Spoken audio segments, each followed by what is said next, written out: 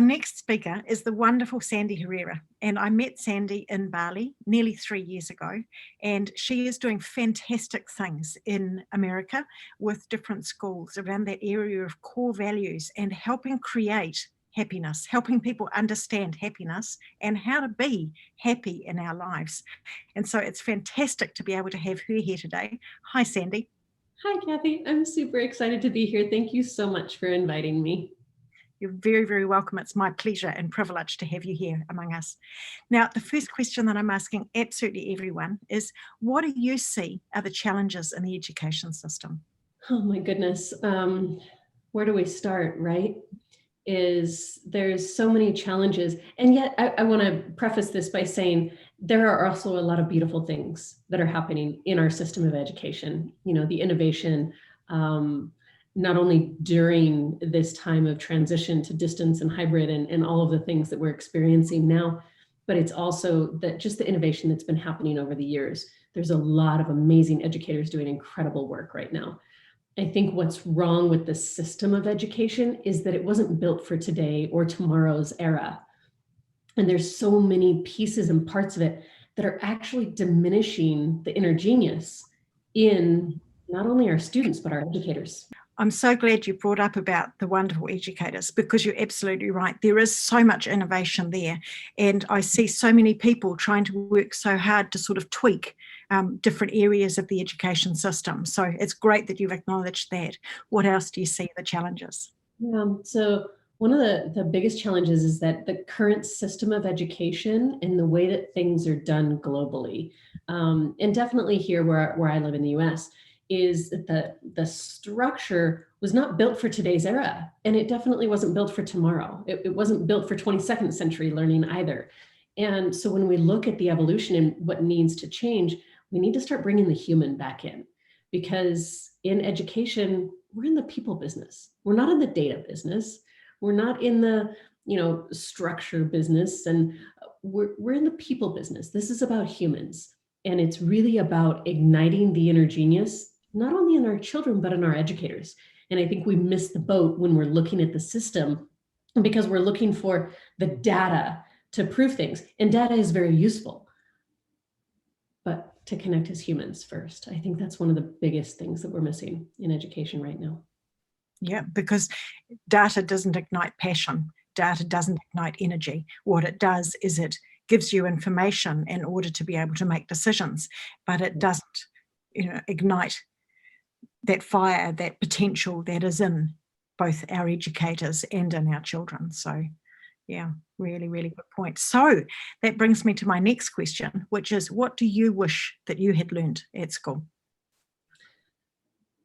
I wish that I had learned what my natural brain-wired strength was. I wish I had learned that my brain works this way, and so this is a path for me to actually accomplish the things I need to accomplish through my zone of genius, not trying to be all things to all people, but truly just celebrating who I am. Not learning that until I was 30 years old, I think created a lot of struggle and created a lot of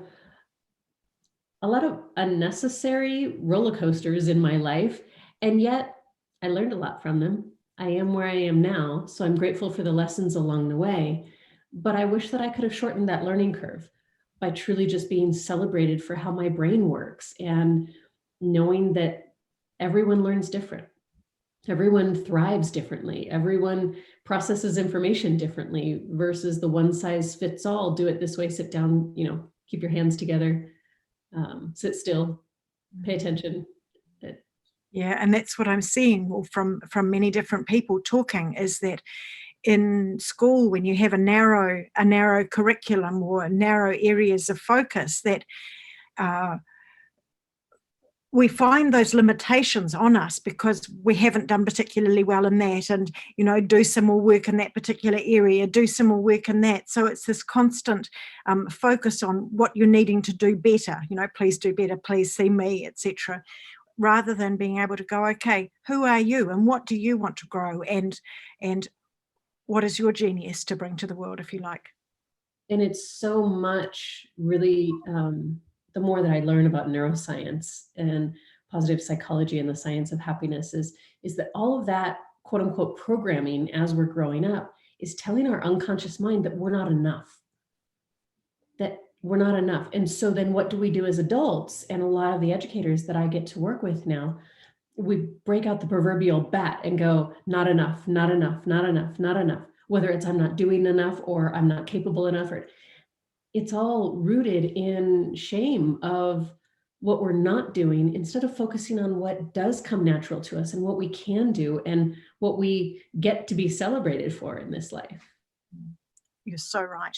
So Sandi, tell us about what you're doing right now with the different groups that you're working with and what you're working towards. I'm so grateful to be doing the work that I get to do in this life. And it is in part to some amazing mentors that I've had the good fortune of connecting with throughout my journey. And one of them, as you know, is Roger Hamilton, the founder of the Genius Group. And I met Roger about 15 years ago and learned about the wealth dynamics and talent dynamics assessment, and found out that I was a creator profile, and gave me the opportunity to really shine my light and be the unique, amazing genius that I am, and learn to celebrate that in others and really seek that out. And another one is the late Tony Hsieh, the former CEO of Zappos. And Tony and I met and became friends back in 2008. And so I had the good fortune of getting to know him personally and spending some wonderful times with him. And when he launched his book, Delivering Happiness, into a company to teach other companies how to use happiness as a business model, I reached out and said, hey, I love what you're doing. Happy to volunteer, whatever you need. And 3 months later, I was running internal culture and internal operations. And I got the fun title of Culture Ops Diva. And so we had a lot of good adventures at Delivering Happiness with all of the ways that we were trying to spread happiness in the world and transform corporate culture. And during that time, schools were reaching out and saying, we want to be happy like Zappos too. Can you help us implement some of the strategies from the book? And professors reaching out and saying, can you help write curriculum for the book? So I was volunteering my time based upon my passion for education that really started from a mommy fire in me from when my son had an unfortunate experience between one kindergarten and another at 5 and 6 years old, that really was because he didn't fit into a box. He wasn't celebrated, and it had everything to do with the culture of the school, nothing to do with academics. And so it started this fire like no child should ever have to feel that. And so when I got the opportunity to volunteer and work with schools when I was with Delivering Happiness, it was a natural fit for me to share what we were teaching companies and start making it relevant. And my initial path was thinking, oh, well, I can do this. This is for the kids. And realized through my work was I love working with educators. I love working with the adults and the staff at our schools. They are the most passionate, purpose-driven, amazing group of humans on the planet that are so underserved when it comes to the big picture strategies and things that work in corporations around the world to create positive, sustainable, comprehensive, happy workplaces. And so to have the opportunity to share that wisdom with them and to grow my work with Tony and Jen Lim, the CEO of Delivering Happiness, with their full blessing and support, they pushed me out of the nest and said, Sandi, you're passionate about this work, go build it. So I got to leave Delivering Happiness with their loving blessing in 2013, in January of 2013. And I started coaching schools to create positive workplaces. And I now am partners with Genius School Global and Roger Hamilton and Angie Steed. And we are running global programs to make a difference for children and creating a whole education revolution around child-centered personalized learning pathways. So both worlds, it's all about school and it's all about the adults and how we can create that ripple effect for kiddos. Isn't it interesting how you said that it was your mum's heart that created this, that fostered that, because it's been exactly the same in my journey as well. I ended up pulling all of my children out of school for 2 years back when they were in primary school, and again running a child-centered curriculum because I saw the damage that was happening to my children, to their self-esteem, to their view of themselves. And so I took 2 years to sort of rebuild them as children, if you like, using very much a child-centered curriculum that I developed from what they were interested in, and watching them being able to grow and to be inspired and to retain that curiosity that so many children seem to lose when they're in school, or it's not so visible actually at school. It might be visible outside of school. So yeah, that was sort of the beginning of this. And yet again, it was something that my son said that has sparked this particular summit. And that was after my youngest son came out of school, and him standing in the kitchen saying 2 weeks into the pandemic, I feel like I've wasted 13 years of my life at school. Yeah. And that just raises so many questions. It does. How do we do this differently? Because so many people are tweaking, and how can we do education differently so that we end up with these children that are coming through school and coming out into adulthood at the other side, who they are, equipped for the world, rather than coming through and then going, okay, now what do I need to know and what do I need to do? Yeah. Right. Absolutely. And so I'm grateful to be on this path. And as Andrew Steed said to me earlier, one of the co-founders of Genius School, we're standing on the shoulders of giants, and super grateful to those mentors and those that have come before to pave the pathway for us to be able to do this right now, for us to be able to be communicating from across the world and be able to see each other, and for you to be able to put this summit together to revolutionize education.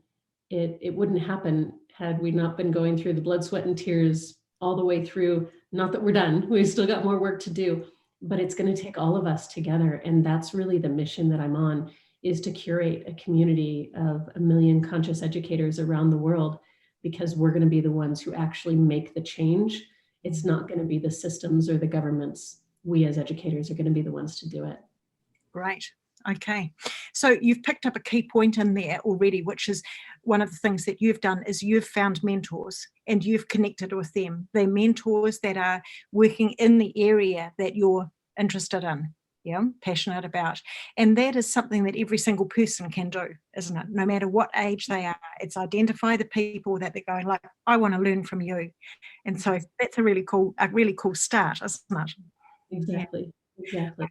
Okay, so tell us about the science of happiness, which is one of the things that you've created as part of your journey. It's been such a fascinating journey to study the science of happiness.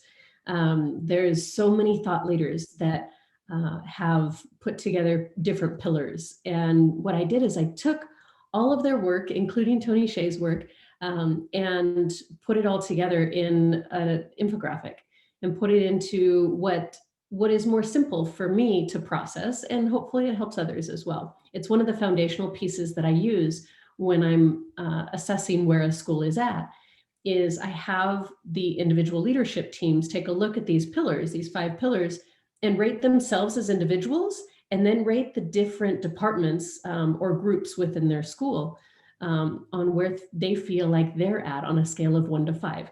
And it's an anecdotal, just, let's just gut check where we're at. But it really gives you an opportunity to look into, okay, well, what does happiness mean? And I'm not talking about the rock star style of happiness that you get like if you're at a concert. I'm talking about the sustainable well-being and joy. Talking about, what does it mean to be happy? Like, how do we do that? Because happiness sometimes can just be contentment. It doesn't have to be this big over the top thing. And so when we look at it through our individual lenses and we look at these 5 pillars, which I'll share my screen and share here in just a second, it just gives you a roadmap. it gives you the ability to look at, not from the perspective of, oh, I'm not where I want to be, but from, oh my gosh, I now have the information to go, okay, this is where I want to celebrate. I'm really doing this one really well. And this is where I actually want to make some improvements. And I always tell everyone, just pick one pillar, one action, and then create a habit around that one action in a way that serves you as a human. And same thing for your teams. If you're actually working with a team, pick one pillar and one action. And I like to have people look at it through the lenses, which one would you choose if you know it could be a domino effect for the others? And so if I could, Cathy, share my screen, if that's okay. I'd love you to share your screen. Just before that, though, you've picked up another key point, and that's around people's perception of happiness, isn't it? Because, so many people are out there, be happy, right? And so many people think that means just, painting a smile on your face and being happy. But what you're talking about is this deep sense of contentment, isn't it? And it's not fake. It is sustainable. It's something, because our emotions can go up and down all of the time, but this is like, it's underneath there, isn't it? Mm-hmm. And that it gives you something to be able to draw back on. Because life's going to happen. And life throws us wrenches and lessons and stuff, right? And when we think about, and one of the things that Tony always talked about was, if you think about the x-axis, right? And you have the timeline of your life, and then you have happiness here. So through the timeline of your life, I don't know about you, but my happiness hasn't gone like this, right? It's not a straight line. Mine's been kind of like this. I don't know what anyone else's is like, but when I think about my journey of life, and I don't anticipate that my future is going to be much different, other than it might smooth out a little bit as I know that it's a journey. And through that journey, when I do hit a dip, I feel my way through it and process and look at, okay, what's working, what's not, where am I in alignment with my values, where am I not? And I can tweak and pivot in order to then bring myself back up from a very conscious place. And that's really where we'll also chat about the levels of consciousness and how we actually navigate through that as individuals, really owning our value and taking our power back. It's absolutely wonderful. So please, if you could share this tool around the 5 pillars to help people identify those areas, that would be great. Absolutely. So this is, again, my version of the pillars of the science of happiness. This is a combination of several different thought leaders' work. This is not just my brain. This is about so many people that have spent so much time and effort into this. I just wanted to put it in a really simple way to process for us that don't want to do decades of research on the science of happiness. We just want to understand how to implement it for ourselves, right? So, a little selfish side of me, but I want to share it. So, when I look at these 5 pillars, do you need me to zoom in a little bit so it can be a little bit bigger? A little bit bigger? Yeah, let's do that. Let's actually make this a little bit bigger so that everyone can see. And I'll go through them as well. But when we think about these 5 pillars, purpose and meaning, positivity, connectedness, engagement, and sense of progress, there's the definitions below each one of really what goes into it and the components that it takes to really amplify that pillar, for lack of a better way of saying it. And it's not linear either. We're kind of messy as human beings, right? We have emotions, we have feelings, we have experiences, we have other people in our lives, we've got all the things, right? So when we look at these pillars, it's a matter of just taking a gut check. And whether you do this once a week, once a month, once a quarter, once a year, it's completely up to you. Does it work for you or does it not? Take what works for you, leave what doesn't, and the rest will come back to you when it's meant to. So when we think about purpose and meaning, if we all just kind of take a mental note or write down somewhere on a scale of 1 to 5, 1, not so happy with how that's working. A 5, I love it. I'm rocking that area. Like I'm doing really good. And there is such a thing as a 5. Those of us that feel like there's always room for growth, yes, the growth is in maintaining the 5, but you can be a 5. So don't hold back. If you're doing a 5, celebrate it.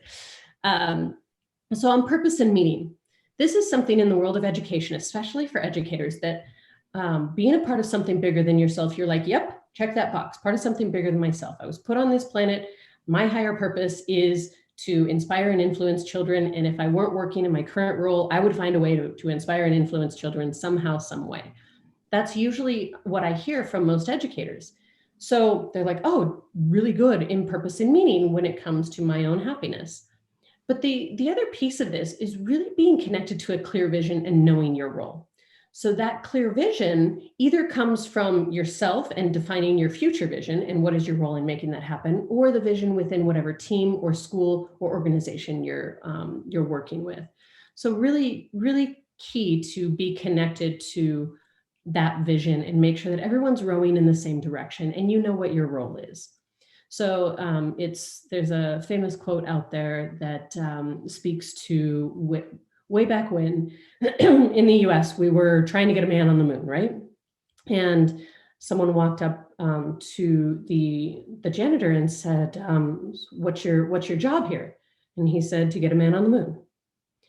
And so when we know our role and the vision is clear, no matter what our role is, no matter how big or how small, that it's all pointed to that North Star, it really allows us to feel that sense of higher purpose and being connected to something bigger than ourselves. So it definitely is connected in deep layers there. The next one is positivity. And this, again, is not just about focusing on pleasure and joy, because that's awesome too, right? But sometimes we don't feel like it. So that's when it's about maximizing the positive in speaking, thinking, and feeling. So looking at what am I feeling right now and how do I shift it to be what I need right now, which connects to your self-acceptance and self-trust. Because if I have self-acceptance and I know that I'm enough and I know that I'm worthy of exactly, everything that I desire in life, and I know that I trust myself, and a lot of my work, I connect to Brené Brown and the Anatomy of Trust. She's an amazing thought leader out of the University of Houston. And I love how she breaks down trust and what it means to not only have self-trust, but team trust, but knowing that trust connects into your positivity and in how you're able to maximize your speaking, thinking, and feeling in a positive fashion, not from I'm just the eternal optimist and, I have rose-colored glasses. That's not what it's about. It's about what are you focused on and how are you creating this mental toughness around positivity for yourself so that you're actually choosing what brings you that pleasure and joy. Then the next one is connectedness. And it's positive, trusting relationships. So there's that word trust again. When we think about happiness and we think about our overall well-being and joy, trust is a really critical component to it. And because it connects to our Maslow's hierarchy of safety, right? That's that foundation. And also sense of belonging. So connectedness is really about some of our basic human needs, is to feel safe and to feel that sense of belonging. And that number and depth of relationships really plays into that as well. Some people are more introverted, so they may have fewer, but they may be really deep relationships.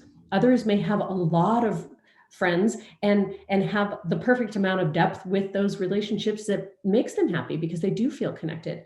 It's not one size fits all. It's does it work for you or does it not? And then engagement. So this is where it's that sense of control and autonomy. Do I have control over my environment and can I do things the way that I see that they need to be done? Can I have that autonomy? And knowing how and when you'll be able to accomplish something. So this is really about owning your power. And are you engaged in what you're doing? Are you engaged in it in a way where you feel empowered, right? You feel that you actually are in that state of flow, that deep, effortless involvement. And I say at least 50% of the time that comes from Roger Hamilton's work, because that's where the magic starts to happen. When you recognize when you're in flow, or as in sports, they say in the zone, or out of the zone or out of flow, start to notice what's working and what's not and adjust accordingly, because it's that 50% mark where you start to feel the difference. And we live in the real world. It's not about being in flow 100% of the time, because sometimes you got to take out the trash. And I don't know anyone that loves taking out the trash. So what is that sense of engagement for you on a regular basis? And just, this is a moment in time. And again, you can do this 1 to 5 scale for yourself at any point in time. And then the next one is sense of progress. Are you feeling like you're accomplishing things, that you're advancing towards a goal or something meaningful? It's not like, oh, I'm advancing towards the goal. It could be of finishing my dinner, finishing my cup of tea, finishing, my cup of tea, right? Is that, am I advancing towards that in a way where it's meaningful? Because finishing my cup of tea may actually feel meaningful if I do it from a mindful place. If it's to actually slow down my world and take 5 to 10 minutes and just savor it, I'm feeling a sense of progress if I actually gave myself the gift of savoring that. So it doesn't have to be that you're advancing towards these big goals, like I'm going to, my BHAG, I'm going to impact 1 million educators on this planet and bring us all together in a conscious educator community. Yes, that's one of them. But it's also that sense of accomplishment of, oh, I took 5 minutes for myself. I'm so proud of myself. And that really helps our sense of overall happiness. And that leads to our personal growth and environmental mastery. So there's a lot of details in there that give you just the nuggets of wisdom to take your power back when it comes to happiness. Mm-hmm. And using that as a tool and being able to look at each of those 5 areas, I can see how, if we keep coming back into that it gives us the ability to sort of stop and think, doesn't it? And anybody can do that. Mm-hmm. Yeah. Absolutely. Absolutely. And when we think about and it flows into the other infographic that I'd like to share briefly, is the levels of consciousness. And this is, again, from several different thought leaders who study consciousness. And Roger Hamilton talks about the wealth lighthouse spectrum and how we evolve as entrepreneurs or edupreneurs. And then there's other leadership levels of consciousness and all of that. And again, I love to study other people's work and then synthesize it in a usable format. So this is a way where it's really about, where are you, not only when it comes to happiness, but when it comes to where is your level of consciousness the majority of the time, not 100% of the time, because we all have stuff happen. But it's from the perspective of, when you get knocked down, so to speak, how do you come back up? Mm-hmm. And what does that look like? And so I wanted to do this in the form of a tree, because we're always growing. We're always evolving. This is about an evolution. It's not about a one size fits all or 100% of the time in any given rung of the tree. There's not rungs on a tree, branches of the tree. But really thinking about this as we actually grow through these levels at any given time. So if I spend the majority of my time, for example, here in a values aligned, inspirational leader, like very trusting, authentic, passionate, interdependent place, if that's really where I spend the majority of my time, and then all of a sudden something happens. For example, I got a really disturbing text a few months ago. I was walking on the beach with a friend. All of a sudden I get this text that threw me down into this fear place. And I immediately am in reaction mode. I'm feeling the high stress, the chaos. I'm having a visceral reaction to it. And it was in that moment where I'm feeling the struggle and the anxiety. And then I immediately go into the orange level, where I'm in blame, and I'm wanting to get upset, right? I'm defensive, and it's all about my ego. And I'm in this place, and my friend says, "You'll figure it out." And I'm an ego. So now I want to point at her, and it's like, no, that's not what. But thankfully I had the presence of mind to go, I'm going to need a minute. And so now I'm going to need a minute means I need to go into self-reliance. I need to go into my silo. I need to take my power back. I need to figure out how to get myself recentered. So then my friend was able to reach out and go, "Hey, how you doing?" Now I'm able to hear her from a teamwork perspective, from okay, now what do I want to do with this information? Now my executive functioning has come back in. So this infographic is usable in so many ways, where you can actually see that our brains are wired this way, that we actually do this whenever we get triggered by something. but it's also about where are we growing and where are we evolving our own leadership of our own lives as well as within our teams. And usually as a leader, if, for example, I have a lot of principals that I work with of schools that live in this teamwork and growth mindset, and really influential leaders where they're trying to transformationally develop things, and innovative growth culture is kind of where they live. The majority of their staff ends up being in this conforming compliance place where it's like, okay, boss, just tell me what to do. This doesn't serve overall growth. But if you focus as a leader on really growing to your own values aligned place, or ultimately this mentor leadership, where it's about community and collaboration and all of that, then your team kind of naturally grows behind you.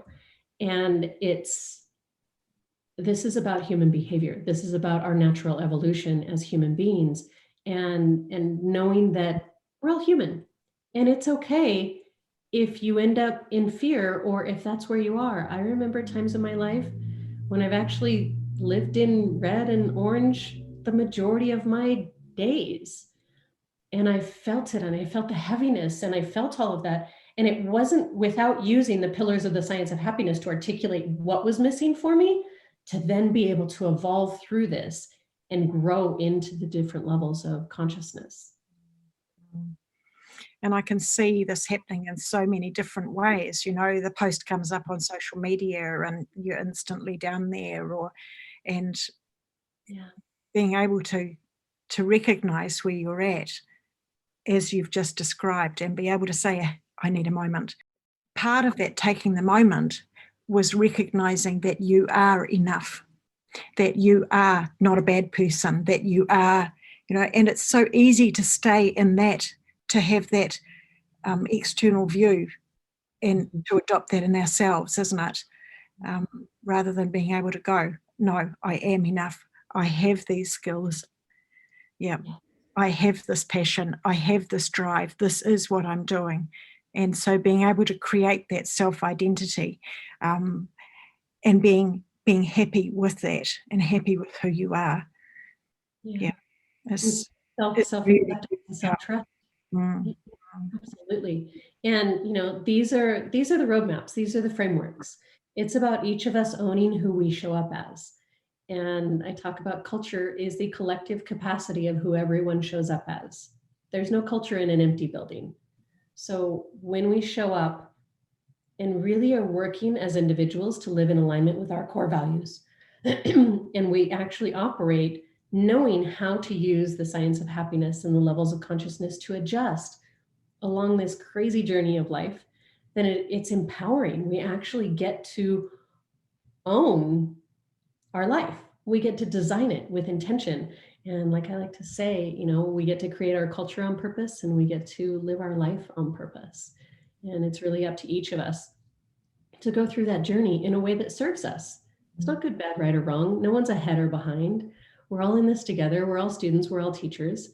And the cool part is we get to do this journey together and revolutionize education by teaching these skills and knowing that you're all unique, amazing humans, and you get to celebrate that brilliance and that uniqueness every day. And I'm so grateful to be a part of it.